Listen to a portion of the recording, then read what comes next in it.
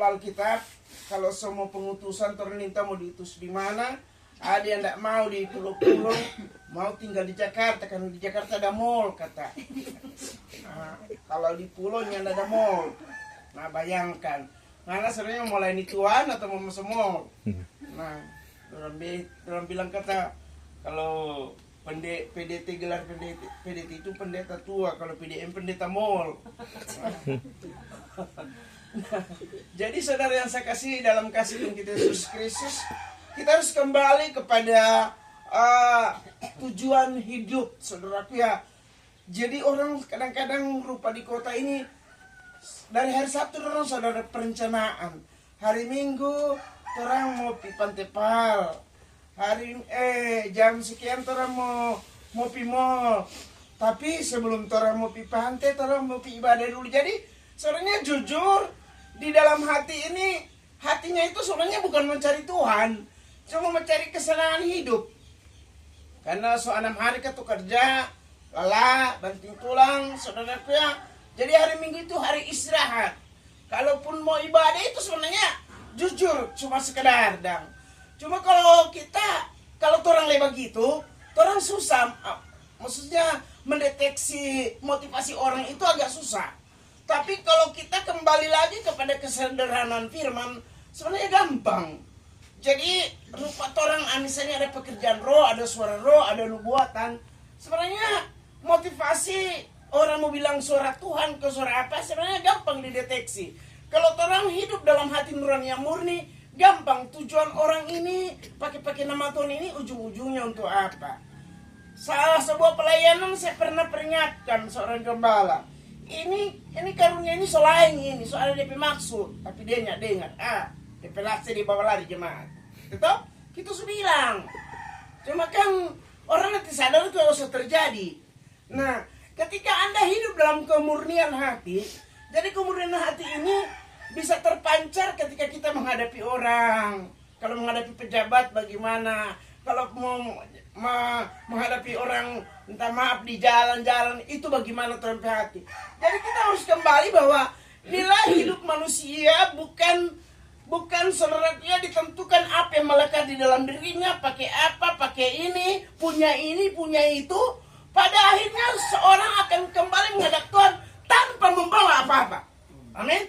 Nah, inilah nilai hidup yang kadang-kadang lupa, saudara ya. Orang berpikir bahwa nilai hidup orang itu ditentukan dari itu. Padahal di mata Tuhan, minta maaf, tidak ada gunanya semua itu. Kamu itu hanya melekat sementara di badan, yang semua itu nanti akan ditinggalkan. Nah, jadi dengan kembali beribadah di kampung-kampung seperti begini, saya diingatkan kembali kepada tujuan hidup, kesederhanaan hidup. Jangan seperti di kota, saudaraku ya. Ibadah itu jujur, cuma sekedar. Bahkan ada yang mau ibadah cuma titip derma. Saya kira kalau ada titip derma begitu kasih balik loh kalau kita gembala. Iya, pikir apa nggak ada doi. Iya, itu pekerjaan Tuhan nggak butuh doi dari orang begitu. Pekerjaan Tuhan itu mencari manusianya, bukan uangnya kan. Jangan mau pikir om bapak kata mati titip derma. Aduh, kita kalau ketuk om bapaknya mau terima no di derma itu. Apa Tuhan mau pekerjaan Tuhan bergantung dengan anak derma? Tuhan datang itu mau cari manusia. Amin. Nah, mari kita buka firman Tuhan. Markus pasal 7.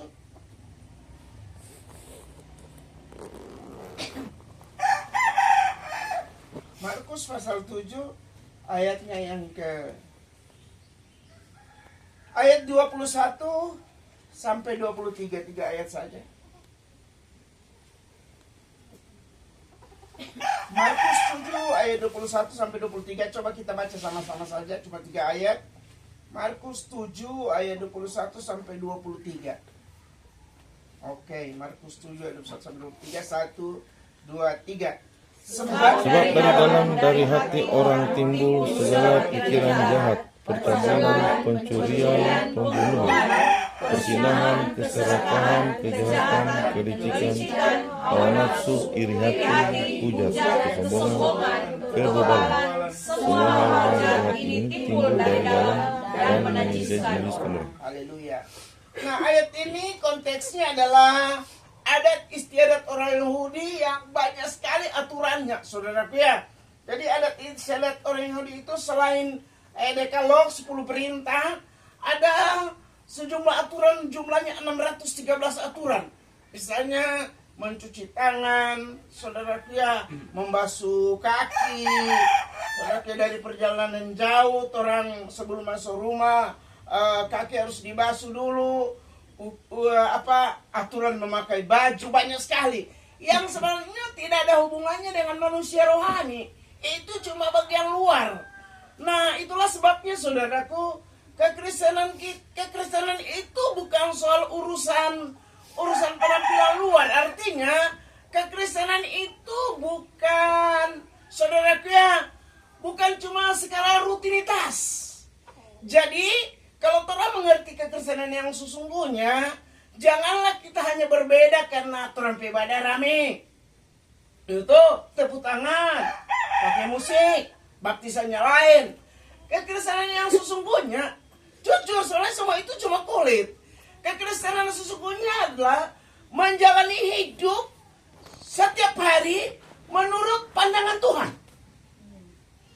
Jadi masalahnya begini, menurut pandangan Tuhan itu tidak kelihatan loh. Misalnya, saudaraku ya, kalau orang melayani di penjara itu, kalau yang seopa-opa, saya rasa 30% ada yang opa-opa. Kalau terang sedikit, rata-rata ya opa-opa itu kasus cabul. Anak-anak lah, dipicucu lah. Jadi kalau orang melihat orang begitu, saudaraku ya, terlalu menjas bahwa oh ini orang cabul karena dia melanggar pasal sekian dari KUHP, kurang lebih begitu, atau dia pembunuh. Nah, itu saudaraku ya cuma ukuran karena kita masih tinggal di dunia. Orang melanggar hukum ya dia harus dipenjarakan, saudaraku ya. Tapi ketika kita belajar hidup di hadapan Tuhan, walaupun mungkin Anda tidak melanggar hukum, saudara, ya mungkin kita kelihatan baik-baik, bapak-bapak yang baik-baik. Kata firman Tuhan, jika engkau memandang seorang gadis dan mengingininya di dalam hatimu, engkau sudah berbuat sirik di dalam hati. Ketika Anda belajar hidup di hadapan Tuhan, kita tidak bangga hanya karena tidak melanggar hukum. Orang bilang, orang baik-baik, orangnya tidak tipu-tipu, orangnya apa pancuri, orang gereja, bahkan ada jabatan di gereja. Semua itu saudara belum ukuran hidup yang berkenan di hadapan Tuhan. Nah, makanya kata firman Tuhan, jika hidup keagamaanmu tidak lebih benar daripada ahli Taurat dan orang Farisi, kamu tidak akan masuk kerajaan surga. Jadi kekristenan itu bukan cuma soal apa yang manusia lihat, kita kelihatannya baik, tapi sampai urusan di dalam hati yang manusia tidak lihat. Amin. Masih ingat itu ada pagi di Manado, di tempat-tempat kos.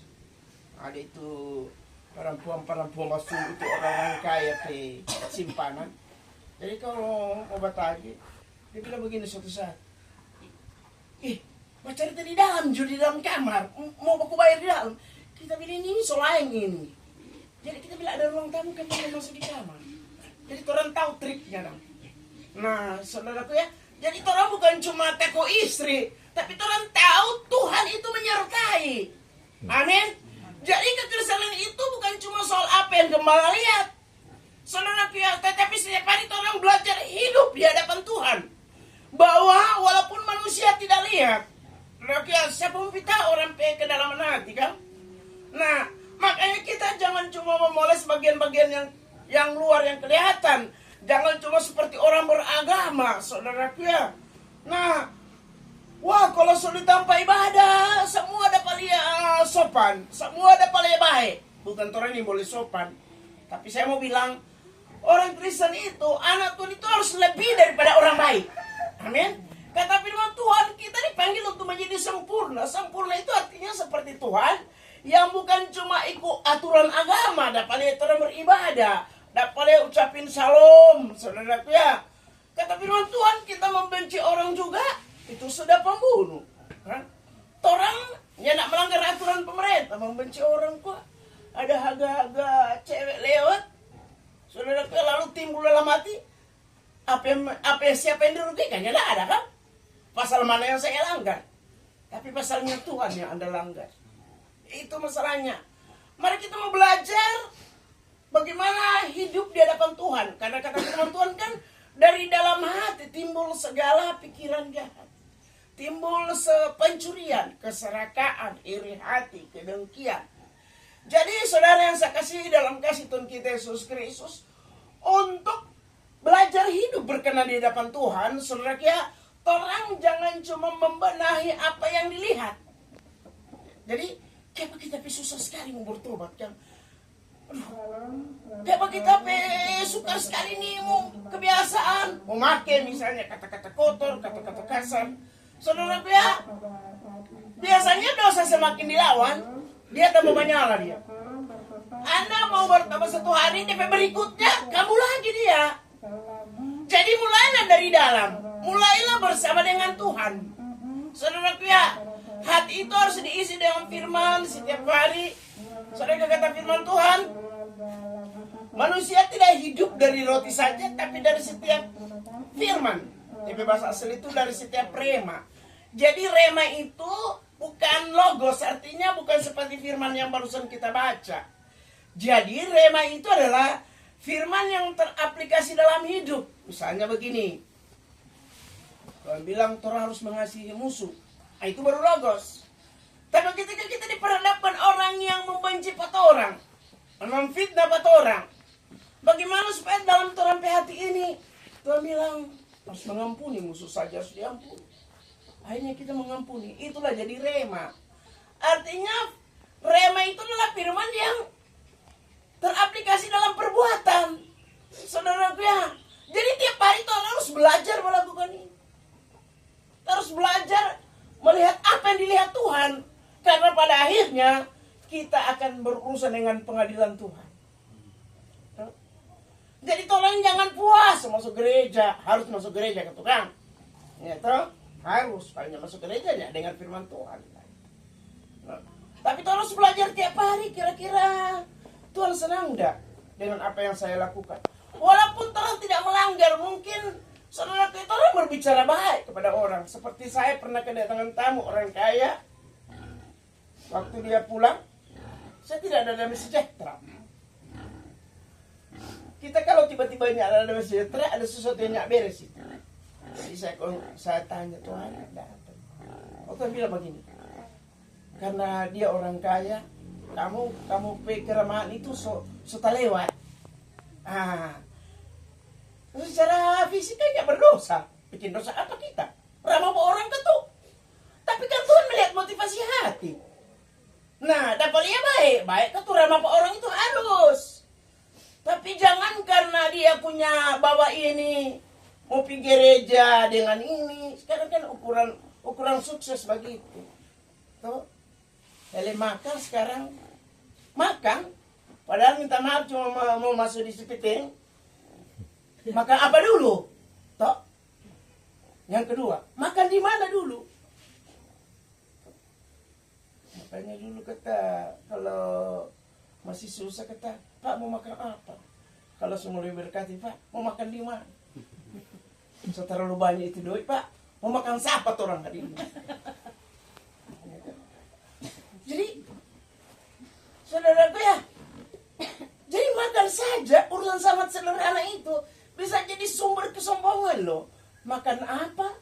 Makan di mana? Kira-kira kalau cuma ubi jangan posting lah. Tapi kalau makan di restoran, mama mia, jadi orang, hebat deh. Pendeta ini ya baru, bukan salah saudaraku ya. Tapi saudara harus belajar hidup di hadapan Tuhan. Di hadapan manusia Anda tidak salah. Lo berkat Tuhan lo katu. No, siapa marah berarti dia nggak mampu makan kuah. Ya toh, berkat Tuhan lo katu. Tapi masalahnya kita hidup di hadapan Tuhan.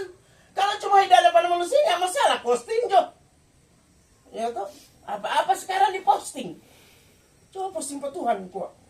Posting ke Tuhan kan nggak pakai pulsa, nggak pakai data. Artinya, tapi harus tunjukkan Tuhan kesiang. Ya toh, saya mau belajar menyenangkan hati Tuhan. Sebenarnya dari kemarin saya ini nggak terlalu sehat loh. Tapi saya mau belajar bukan karena Ibu Des, bukan karena Ibu Adeline. Sedang belajar hidup di hadapan Tuhan. Seolah dalam hati bilang begini, nana mencari sakit bapaksa. Pelayanan kapan boleh dah. Jadi saya mau tunjukkan kepada Tuhan bahwa saya mengasihi Tuhan lebih dari apapun, lebih daripada saya mencari uang. Amin. Terus begitu. Tiap hari harus ditujukan kepada Tuhan. Hidup kita itu harus diarahkan kepada Tuhan. Kalau hidup kita diarahkan kepada Tuhan, akan kelihatan juga buahnya kok. Amin. Iya toh? Bukan cuma manis-manis ketika orang ketemu. Di luar pun orang tetap nyanda cerita orang, nyanda otak orang, nyata ibadah kita selalu keluar ibadah selain. Ada itu orang-orang yang nelayan-nelayan di pantai Manado yang meloku, polisi juga loku karena menghalangi proyek pemerintah. Dia bilang mana berdoa kuat. Jadi dia sudah terkenal loh gara-gara dikriminalisasi dan kata.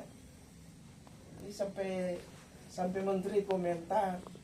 Dia bilang mana stop kan. Kok mana berdoa supaya pemerintah tergerak hati, ini wali kota tergerak hati.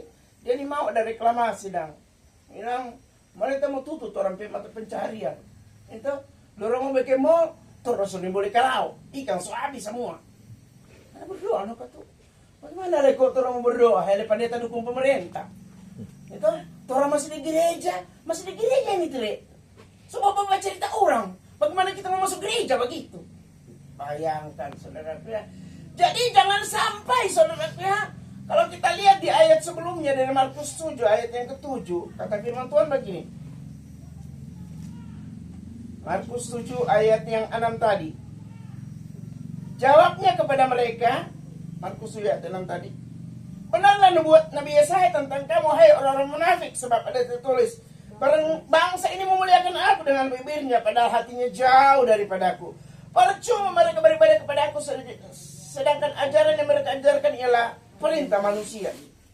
Karena perintah manusia, katuk manusia yang suruh, perintah gereja maksudnya. Jadi orang beribadah hanya untuk menyenangkan pimpinan gereja kadang-kadang tuh. Iya. Jadi apa yang kita lakukan semua untuk dinilai manusia. Iya.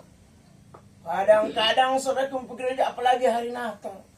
Jujur saudara, orang pihak itu sebenarnya jauh. Kalau orang mengerti, belajar mengenal hatinya Tuhan. Itu ibadah yang paling rendah kualitasnya itu di mana itu ibadah ulang tahun, ibadah hari Natal. Itu jujurnya ada Tuhan kadang-kadang di dalam itu karena iya, ini cuma manusia yang diangka-angka. Apalagi yang hari jadi itu pejabat. Aduh, cuma angka-angka itu pejabat itu. Sepanjang khotbah dari awal sampai akhir itu Alkitab dia cuma sedikit. Habis itu dia mulai cerita. Oh, Bapak ini diberkati Tuhan. Jujurnya ada Tuhan di tempat ibadah begini. Iya. Jangan sampai ibadah kita menjadi percuma karena ibadah kita itu cuma mau dinilai oleh manusia. Oh, sesingkat ibadah. Oke, terus ibadah itu harus. Tapi saudara pia ibadah yang sesungguhnya adalah saudara pia hidup benar di hadapan Tuhan. Iya. Belajar mencari penilaian Tuhan. Iya. Orang mencari apa sih ini dunia ini semua kiamat, saudara pia? Iya. Dunia ini benar-benar diambang kehancuran. Di kitab Wahyu bilang begini, itu bangsa Israel itu kata, lalu turunlah Musa dan Elia menolong umat pilihan. Itu sekarang sudah genapi loh. Ada dua bangsa sekarang yang lagi ngotot, saudaraku ya. Mau Israel jahat bagaimana, mau bom kayak itu Palestina. Anehnya orang tetap mau bela. Soalnya Musa dan Elia itu gambaran dua bangsa itu. Iya, nggak ada itu Musa dan Elia mau turun. Ya, bisa saja begitu. Tapi memang jelas-jelas di mata kita hari ini, saudara firman Tuhan sedang digenapi. Jadi waktu Tuhan itu sekarang sudah sangat singkat. Setiap hari kita harus berurusan dengan Tuhan. Jangan seperti Raja Daud. Raja Daud itu mau cari aman. Kata firman Tuhan suatu saat. Jadi di zaman Raja Daud itu setiap tahun baru itu harus ada perang untuk mencari daerah baru karena penduduk ini tambah hari tambah banyak. Jadi harus berperang menaklukkan daerah sekitar, memerangi daerah sekitar untuk saudara memperluas daerah. Kata firman Tuhan, Raja Daud nyanda ikut berperang, tapi dia duduk-duduk di atas suatu istana kurang lebih di lantai 2-nya. Hati bapak-bapak, ibu-ibu yang suka menikmati berkat Tuhan, ada ibadah pasiar-pasiar ke mana, aduh, itu banyak di pesetang. Nah, saudaraku ya, kalaupun orang pasiar itu karena Tuhan. Iyo, pasiar itu nyanda salah. Jadi jangan dikira oh duniawi, berbelanja sepi pantai. Tergantung motivasinya, Anda mau apa? Iya toh? Mau pergi rumah orang kaya juga ya apa-apa. Saudaraku ya, ada orang kaya juga marah pak kita kan ya datang pada orang di rumah. Kayak pada bro, tiap hari Natalnya juga datang. Kayak apa? Orang kok sudah biasa kasihan. Tiap hari Natal itu banyak pendeta juga datang, dia terima amplop. Oh, atau siapa sini mau doa kata orang mati nih mungkin pas bangun kan. Coba orang bilang marnya ndak ada itu. Itu. Ya kalau orang kasih apa salahnya? Cuma kan motivasi hatinya apa? Yang penting berdoa kuat. Masa datang pernah saudaraku ya, orang di Buah Deli ini itu kita masih ingat itu. Memang orang ada panggil orang berdoa dan kaget ada beberapa orang pendeta datang. Kita dapat dengar itu apa itu kepala rumah tangga bilang begini pada PC. Ambil cepat ambil amplop. Kasih juga supaya orang pulang. Lu kasih ini pendeta sebenarnya ada harga. Dalam hati, siapa suruh kamu datang yang dipanggil? Orang jaga tereba kalian juga datang. Saudaraku ya. Jadi terus jangan segala sesuatu itu aman. Pokoknya ada apa berkat masuk gereja jangan. Terus belajar menyelidiki ini motivasi hati. Yang baik pun harus selidiki. Saya ini masuk gereja mau ke apa? Anda pun memberi harus selidiki hati. Kan banyak orang memberikan tujuannya lain, bukan untuk Tuhan. Misalnya begini, kalau orang baik pak orang harus selidiki ini hati. Orang lakukan untuk Tuhan atau tidak? Orang baik pak orang dipelasi kecil, pakai apa? Aduh, syukuran baik apa kesian kita pada dia. Semua kita suka kan, syukuran kita penyamanya kasih. Revelasi dia balas apa? Itu kan berarti motivasi Anda salah. Kalau Anda lakukan untuk Tuhan, dia balas jaya, urusan dia dengan Tuhan. Amin. Iya. Setiap saat terus menyelidiki hati. Jangan seperti Raja Daud. Dia pikir aman. Oh, nyapa perang. Lalu dia perempuan laman di istana. Manile kok di muka rumah. Kira baca cuci otos tuh kan. Daud zaman dulu kan. Mungkin pakai kamar mandi, darurat. Lalu Daud dapat lihat. Dia baru begini. Oh pasung ini ambil jo. Baru dia sadar istri orang kan dia tanya. Itu istri siapa? Jadi zaman dulu berpoligami kan masih biasa, apalagi raja. Nah, dia pikir begini. Kalau dia mengambil istri orang itu zina. Tapi caranya begini, dia ada taktik, di raja no. Dia tulis surat. Ini siapa ini? Istri siapa itu? Oh itu komandan itu raja. Taruh komandan ini paling berbahaya. Maksudnya supaya dia mati. Kalau dia mati kan semua ambil begini. Dia ada manusikannya salah pasal mana kalau 10 sekarang tidak ada orang yang tahu. Polisi saja susah mau polis orang. Hakim saja susah mempolis orang kalau tidak ada barang bukti kak. Kan begitu. Apalagi kalau orang pintar menghilangkan barang bukti. Aman semua. Tapi kan dia ada pentuannya tidak aman. Dia jangan melanggar aturan waktu dia tidak melanggar hukum Taurat loh. Tapi hatinya ini jahat. Dia saudara dia melakukan, dia bilang begini Pak Yohab. Ya, taruh ini komandan ini di tempat yang paling bahaya. Yohab ini tahu apa ini raja petujuan supaya dia mati. Mau ambil DP bini kan begitu DP tujuan. Supaya kalau mengambil DP bini dia tidak melanggar Taurat. Nah, datanglah Nabi Nathan. Raja, ada seorang kaya yang di kota ini yang punya banyak sekali ternaknya. Datanglah dia kepada orang miskin yang hanya memiliki satu ternak, satu lembu. Dia bilang, sembelihlah lembumu ini demi menjamunya orang kaya ini.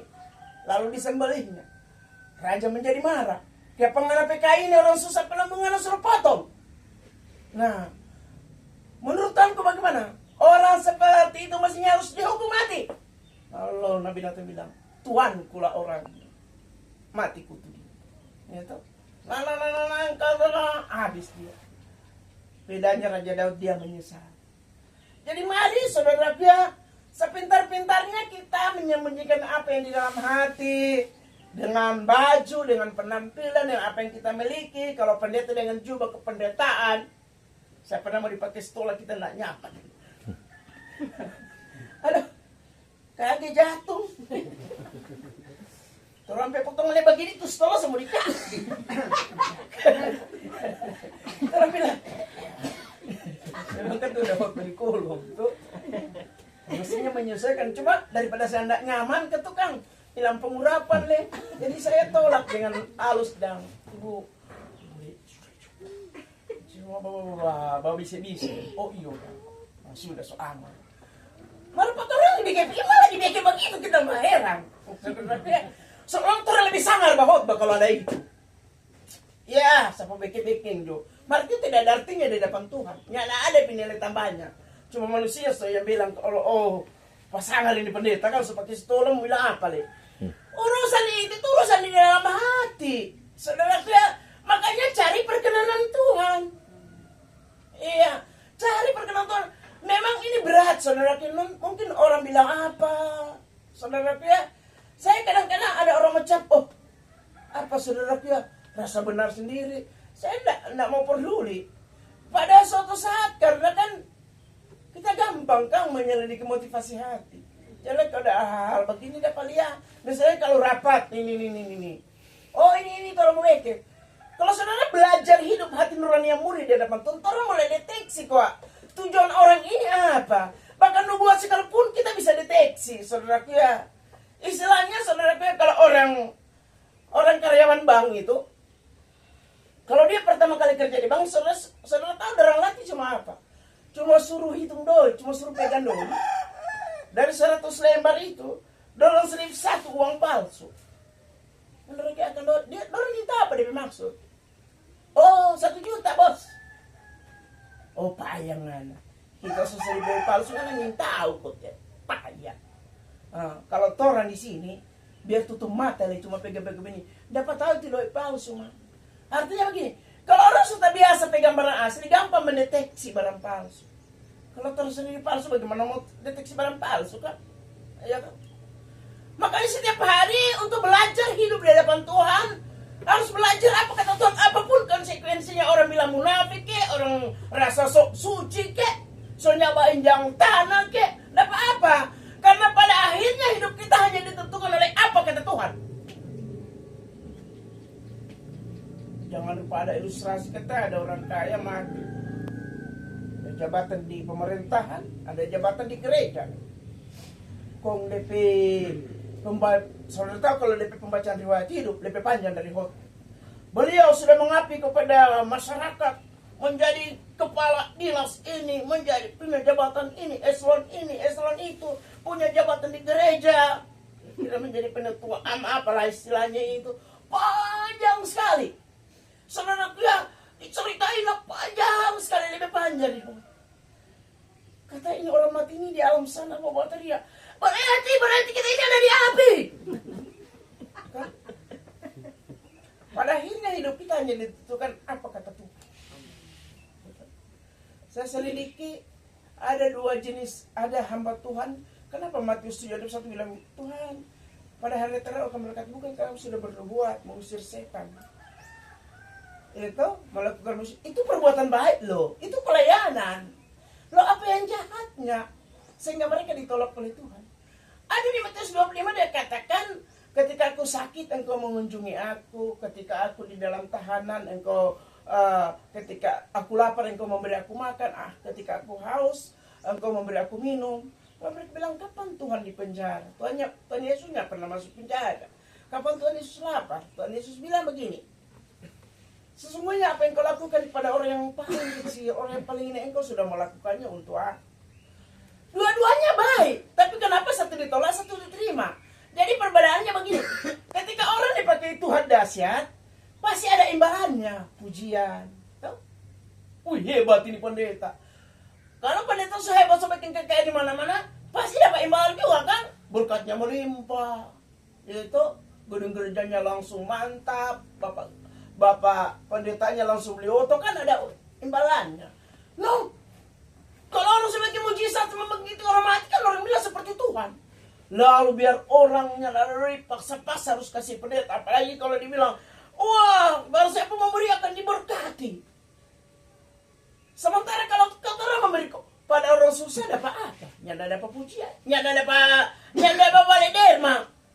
Jadi ternyata yang membedakan itu dalam motivasi. Dua-duanya perbuatan baik. Tapi yang satu dapat imbalan, yang satunya dapat imbalan. Makanya kalau berbuatlah kepada orang yang nyala mampu balas. Karena Tuhan tahu yang balas nanti Tuhan. Amin. Iya. Kalau terang saudaraku ya bukan salah sih kalau kita dipakai Tuhan berbuat mengusir setan ya salah. Tapi masalahnya itu tantangannya besar. Orang akan menganggap kita seperti malaikat. Ah itu dia sudah dapat imbalan dia itu. Sudah dapat sanjungan. Itu akhirnya jadi orang saya bilang obote. Ya toh. Apa itu obote? Jadi sombong sebenarnya. Iya. Kalau orang mempost ini orang susah makanya di Manado ini saya berpikir begini. Saya berapa kali melayani gembel-gembel orang-orangnya kadang kita kasih nasi kuning, aqua, lalu hati posting jo. Melawan ini pendeta-pendeta juga posting makan di rumah makan mewah, lawan jo yang begini. Nah sudah jo. Apa yang diberitakan kanan, jangan beritakan sudah mau posting. Karena kita yang minta mau posting. Gitu. Tapi HP cuma HP kecil itu. Karena para anjing mati kata dulu. Coba dulu pisila itu. Para anjing mati jo. Anjing itu cuma tokinya mati-mati. Jadi mari hari ini orang belajar. Orang bukan berbeda dari cuma liturginya. Ibadahnya rame. Atau bukan. Yang membedakan kita adalah orang bukan cuma belajar hidup di hadapan manusia. Amin. Dengan tetap bro, masih di dunia kan tuh harus ada sopan santun. Tetap orang belajar hidup di hadapan manusia harus sopan, menghargai orang. Tapi lebih dari itu orang harus belajar hidup di hadapan Tuhan. Amin. Karena pada akhirnya hidup kita akan berakhir di pengadilan Tuhan. 1 Korintus 4 ayat 5 bahkan apa yang tersembunyi di dalam hati, apa yang direncanakan dalam hati suatu saat akan diadili.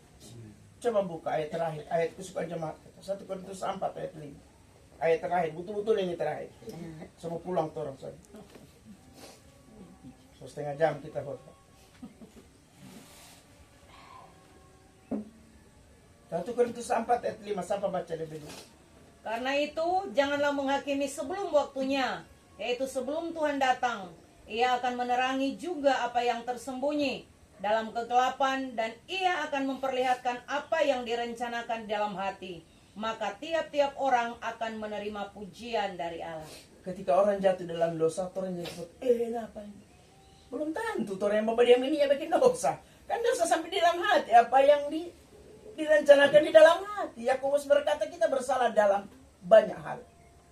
Nah, justru ketika orang jatuh dalam dosa, orang jadi tembak alat tembak ke orang.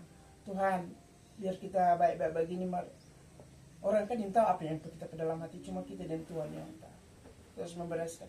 Kalau segala sesuatu dimulai dari dalam dulu, pasti keluarnya akan kelihatan juga kok buahnya. Amin. Yang saya maksudkan begini, jangan cuma melihat penilaian orang dari luar terus sebaik. Mulai dulu dari dalam, dari apa yang Tuhan lihat.